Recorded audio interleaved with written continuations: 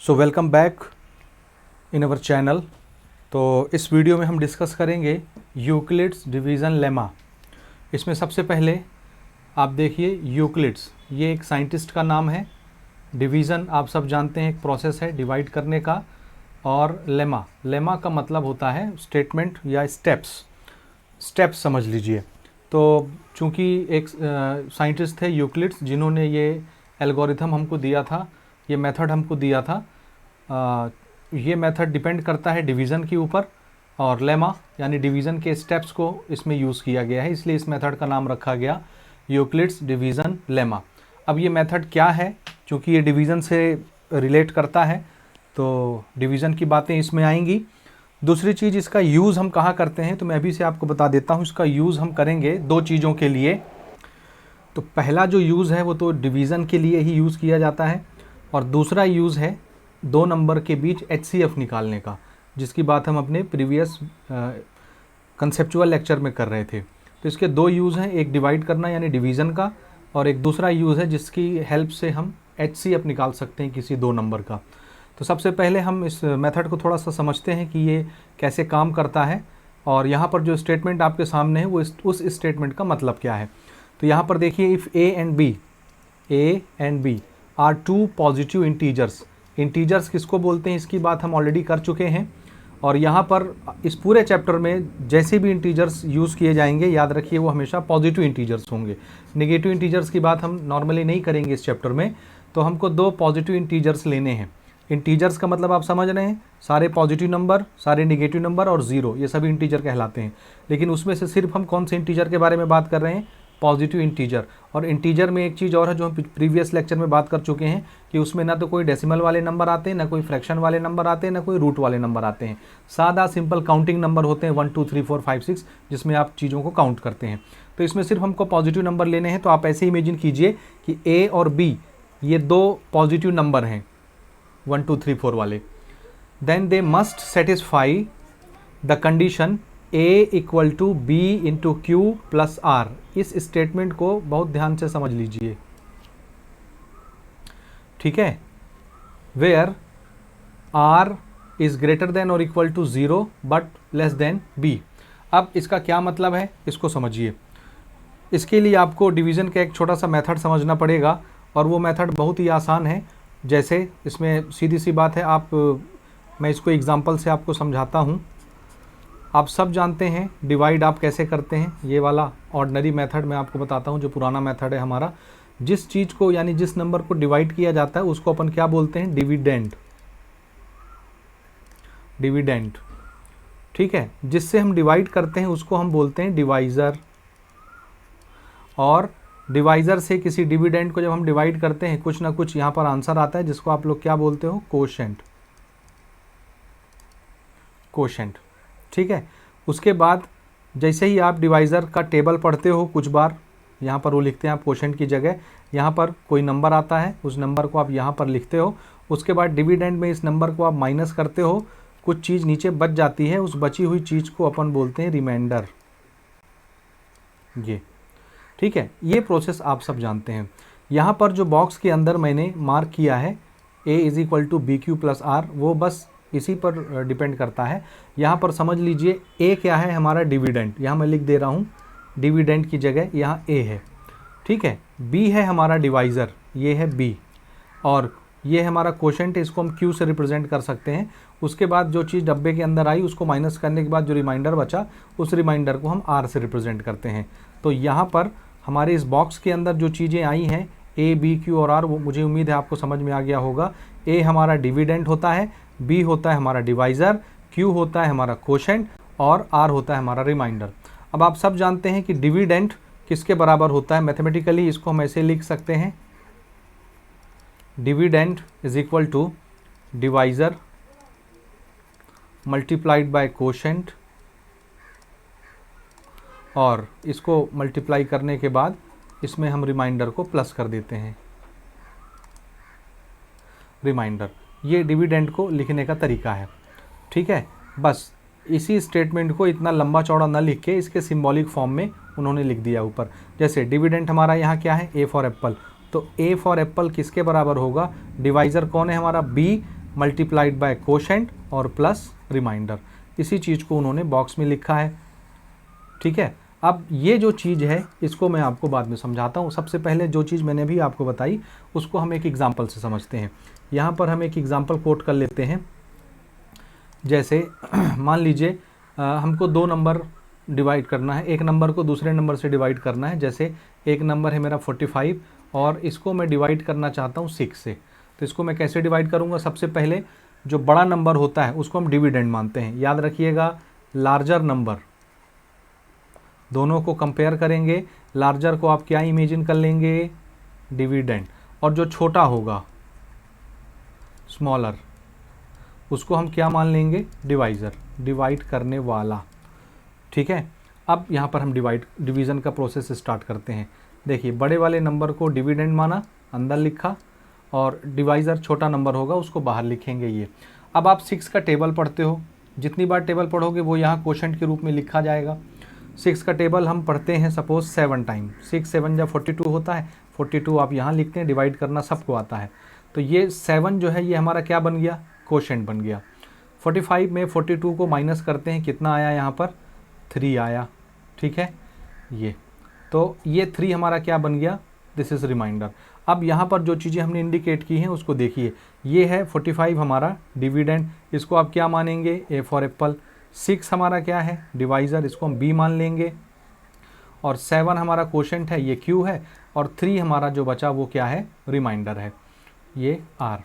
अब देखिए यहाँ पर हमारा जो डिविडेंड ए है वो किसके बराबर होता है? इसके बराबर। यानी अगर मैं डिवाइज़र को कोशेंट से मल्टीप्लाई करूँ, डिवाइज़र को कोशेंट से क्या करना है? मल्टीप्लाई, और उसमें रिमाइंडर को ऐड कर दें तो हमको डिविडेंड मिल जाएगा। तो यहाँ पे हम करके देखते हैं। जैसे हमारा डिवाइज़र है बी, कोशेंट है क्यू, और इसमें अगर हम आर जोड़ें तो हमको क्या मिलना चाहिए? डिविडेंड ए मिलना चाहिए। करके देखते हैं। डिवाइज़र हमारा 6 है, 6 मल्टीप्लाइड बाय कोशेंट कितना आया? 7, ठीक है। ये कितना हो गया? देखिए 6 7 जा 42। 45 बनाने के लिए कितना घट रहा है? 3, और 3 हमारा यहाँ क्या है? रिमाइंडर। इसमें अगर मैं रिमाइंडर जोड़ देता हूँ तो ये क्या बन जाता है? 45, जो कि मेरा क्या है? डिविडेंड। तो ये चीज़ आपको समझ में आनी ज़रूरी है।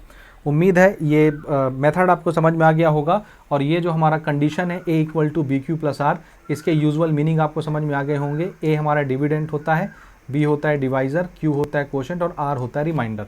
यहाँ तक समझ में आ गया। अब अगली जो कंडीशन यहाँ पर लिखी है वेयर रिमाइंडर के लिए, अब चूंकि आप समझ गए हैं कि आर हमारा रिमाइंडर होता है, रिमाइंडर के लिए जो कंडीशन है ये आपको समझनी है। रिमाइंडर हमेशा याद रखिएगा या तो 0 आएगा या 0 से बड़ा आएगा, लेकिन b से हमेशा छोटा होगा। और b कौन है? हमारा डिवाइज़र। तो रिमाइंडर हमेशा डिवाइज़र से छोटा रहता है।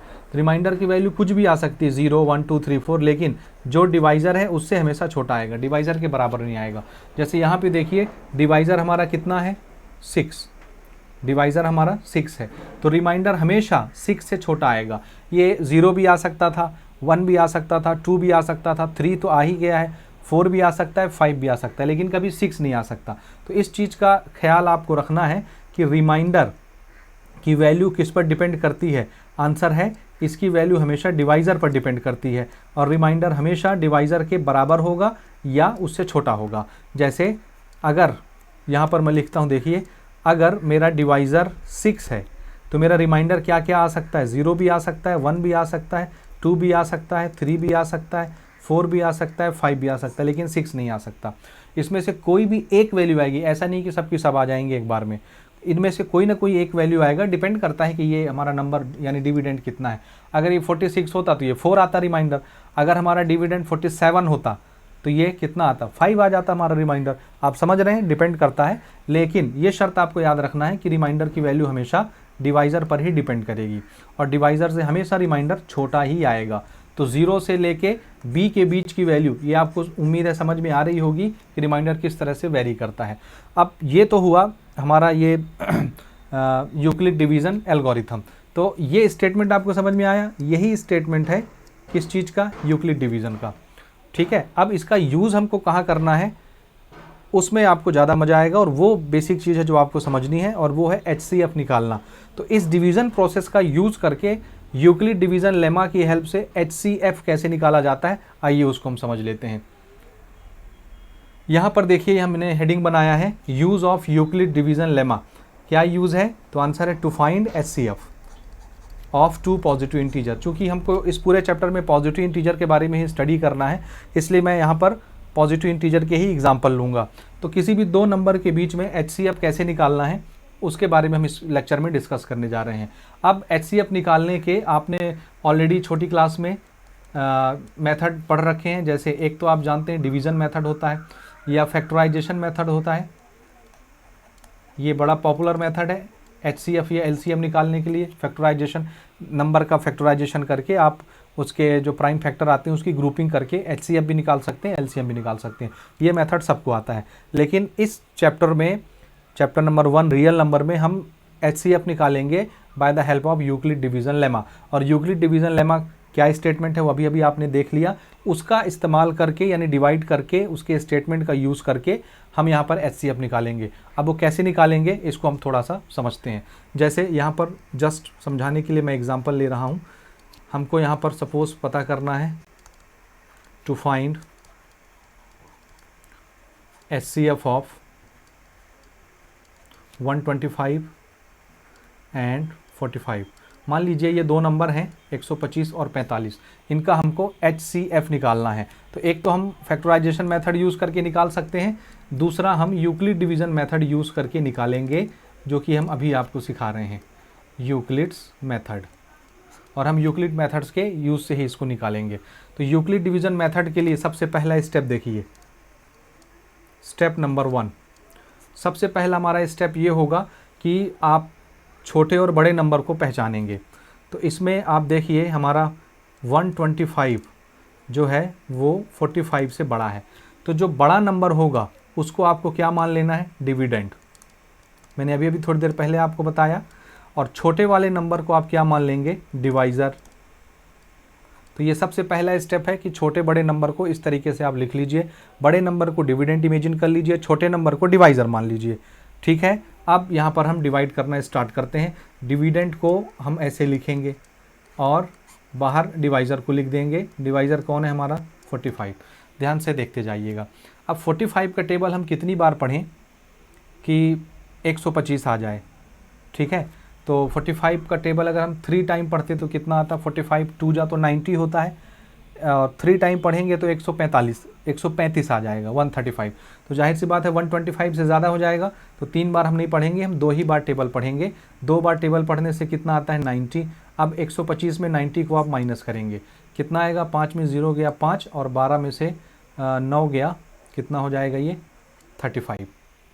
ठीक है, अब आप सब जान रहे हो ये हमारा क्या है? ये है हमारा डिवाइज़र। डिवाइज़र को अपन B से दिखाते हैं। ये हमारा क्या है? 125। डिविडेंड उसको A से दिखाते हैं। और ये 2 जो हमारा आंसर आया ये हमारा क्वोशेंट है, और 35 जो आया है ये क्या चीज़ है? हमारा रिमाइंडर है। ठीक है, इतनी चीज़ हमको समझ में आ गई। अब यहाँ पर हमको स्टेप्स लिखने, देखिए यही है यूक्लिड डिवीज़न का स्टेप। मैं यहाँ पर बना देता हूँ यूक्लिड्स डिवीज़न्स लेमा, यानी हम यहाँ पर स्टेप्स लिखने जा रहे हैं। तो सबसे पहला जो हमारा स्टेप है वो क्या चीज़ है? उसी फॉर्मेट में लिखेंगे। कौन से फॉर्मेट में? अभी जो हम ऊपर डिस्कस करके आ रहे हैं, A = BQ + R, इस फॉर्मेट में। तो A हमारा क्या है? देखिए यहाँ 125। तो पहला स्टेप है हमारा 125 = डिवाइज़र कौन था हमारा? 45। क्वोशेंट कितना आया? मल्टीप्लाई में 2, और रिमाइंडर कितना आया? 35। ठीक है, अब हमको HCF चाहिए। तो HCF के लिए कुछ शर्त है। HCF के लिए शर्त ये है कि हमारा जो रिमाइंडर है वो 0 आना चाहिए। ये यहाँ पर देखिए रिमाइंडर 0 नहीं आया, बल्कि कितना आ गया है? 35। तो यूक्लिड डिवीज़न मेथड ये बोलता है कि आप इस डिवीज़न के प्रोसेस को तब तक करते जाइए, दोहराते जाइए। कब तक? जब तक रिमाइंडर 0 ना आ जाए। जब तक रिमाइंडर 0 नहीं आता तब तक आप स्टेप बढ़ाते जाइए। अब स्टेप बढ़ाने का तरीका ये है कि आपका जो आखिरी में रिमाइंडर आया है, रिमाइंडर वो बन जाएगा आपका डिवाइज़र। रिमाइंडर क्या बन जाएगा? डिवाइज़र। और जो पुराना डिवाइज़र था, हमारा जो पुराना डिवाइज़र था वो बन जाएगा क्वोशेंट, डिविडेंड बन जाएगा, A फॉर एप्पल। तो ये जो हमारा पुराना डिवाइज़र है इसको यहाँ पर लिख दीजिए डिवाइड में ऐसे, और हमारा ये जो अभी रिमाइंडर आया था ना 35, ये रिमाइंडर बन जाएगा डिवाइज़र। यानी अब 35 से पुराने डिवाइज़र को आप डिवाइड करेंगे। तो 35 का टेबल अगर मैं एक बार पढ़ता हूँ तो कितना आता है 35। अब यहाँ कितना बचेगा देखिए 10 माइनस करने से, अभी भी रिमाइंडर हमारा 0 नहीं आया। अब ये जो दूसरा डिवीज़न का प्रोसेस हमने किया, इसमें हमारा डिवाइज़र कौन है 35, कोशेंट कौन है, कोशेंट हमारा 1 है, डिविडेंड कौन है 45 और रिमाइंडर हमारा कितना आया है 10। ये हमारा दूसरा स्टेप बनेगा, इसको फिर से हम लिख लेते हैं। देखिए यहाँ पर हमारा डिविडेंड कौन है 45, तो यहाँ हम लिख लेंगे 45 इज इक्वल टू डिवाइज़र कौन है हमारा 35, ये लिख लिया 35, कोशेंट कितना आया है हमारा 1 और इसमें रिमाइंडर कितना जोड़ेंगे हम 10। ये हमारा सेकंड स्टेप हो गया। यहाँ पर भी देखिए रिमाइंडर हमारा 0 नहीं आया है, ठीक है। यहाँ पर भी अगर आप ध्यान से देखें तो फिर से हमारा रिमाइंडर 0 नहीं आया है, 10 आया है। तो इस प्रोसेस को फिर से हम दोहराएंगे। दोहराने का तरीका क्या है, हमारा जो रिमाइंडर है वो डिवाइज़र बन जाएगा और जो पुराना डिवाइज़र है यानी 35 ये क्या बन जाएगा अब यहाँ के लिए डिविडेंड। फिर से इसी प्रोसेस को हम दोहराते हैं। 10 का टेबल हम 3 बार पढ़ेंगे तो कितना आएगा 30, माइनस करने में कितना बचेगा 5। अभी भी देखिए रिमाइंडर 0 नहीं आया, लेकिन इस स्टेप को हम फिर से लिखेंगे। डिवाइज़र और कोशेंट को मल्टीप्लाई करते हैं। यहाँ पर डिविडेंड हमारा कौन है 35, तो यहाँ हम स्टेप नंबर 3 लिखने जा रहे हैं। डिविडेंड है 35, डिवाइज़र कितना था हमारा 10 और मल्टीप्लाई किसे करना है कोशेंट यानी 3 और रिमाइंडर कितना बच गया 5। 3 स्टेप हो गए, अभी भी रिमाइंडर 0 नहीं आया, तो इस प्रोसेस को फिर से दोहराएंगे। ये जो हमारा रिमाइंडर 5 है ये हमारा डिवाइज़र बन जाएगा और पुराना जो डिवाइज़र 10 है वो यहाँ बन जाएगा डिविडेंड और फिर से डिवाइड करेंगे। 5 का टेबल कितनी बार पढ़े 2, कितना हो गया 10, 10 से 10 माइनस किए कितना हो गया 0। ये देखिए ये रिमाइंडर 0 यहाँ पर आया और इसी चीज़ की हमको तलाश थी। अब इस प्रोसेस को एक बार फिर से लिख लेते हैं। 10 हमारा डिविडेंड है, चौथा स्टेप में बना रहा हूँ। 10 हमारा डिविडेंड है इज इक्वल टू डिवाइज़र हमारा 5 है, कोशेंट हमारा 2 आया और रिमाइंडर यहाँ पर हमारा 0 आया, ठीक है। अब जब आपका रिमाइंडर 0 आ जाए उस स्टेप को पकड़ लीजिए ऐसे, ये ठीक है। जब आपका रिमाइंडर 0 आ जाए, ये हमारा रिमाइंडर है, याद रखिए रिमाइंडर 0। तो जिस स्टेप का रिमाइंडर 0 आता है उस स्टेप का डिवाइज़र ये, यानी यहाँ पर देखिए डिवीज़न में ये दिखा डिवाइज़र आपको। जिस डिवीज़न के स्टेप में रिमाइंडर 0 आ जाए उस स्टेप का जो डिवाइज़र होता है वही HCF माना जाता है 2 नंबर का। तो शुरू में हमारा ये जो क्वेश्चन था 125 और 45 जिसके बीच का HCF हमको निकालना था, उसका HCF हम किसको मानेंगे, तो आंसर है उस डिवाइज़र को मानेंगे जिस डिवाइज़र की वजह से रिमाइंडर कितना आता हो 0 आता हो। तो ये रहा हमारा डिवाइज़र 5 जिसकी वजह से रिमाइंडर हमारा 0 आया। तो यहाँ पर हम लिखेंगे therefore HCF of 125 and 45 is 5। ये हमारा आंसर है और यही आपका यूक्लिड डिवीज़न मेथड का यूज़ है। तो आपने देखा Euclid division method, Euclid division lemma यानी डिवाइड करने के प्रोसेस को यूज़ करके हम 2 नंबर के बीच का HCF कैसे निकालते हैं। तो उम्मीद है ये आपको प्रोसीजर समझ में आ गया होगा। तो इसी की हेल्प से अब हमारा अगला एग्जाम्पल बनने वाला है एक्सरसाइज नंबर 1 के पहले का और पूरा एक्सरसाइज नंबर 1 बनने वाला है। तो चलिए अगले वीडियो की तरफ हम आगे बढ़ते हैं और अगले एग्जाम्पल्स और एक्सरसाइज को डिस्कस करते हैं। आगे एग्जाम्पल और एक्सरसाइज बनाएंगे तो आपका ये जो फंडा है यूक्लिड डिवीज़न लेमा का ये और अच्छे से क्लियर हो जाएगा, ठीक है। तो वीडियो देखने के लिए बहुत बहुत थैंक यू। इसको शेयर करना मत भूलिएगा। मिलते हैं अगले वीडियो में।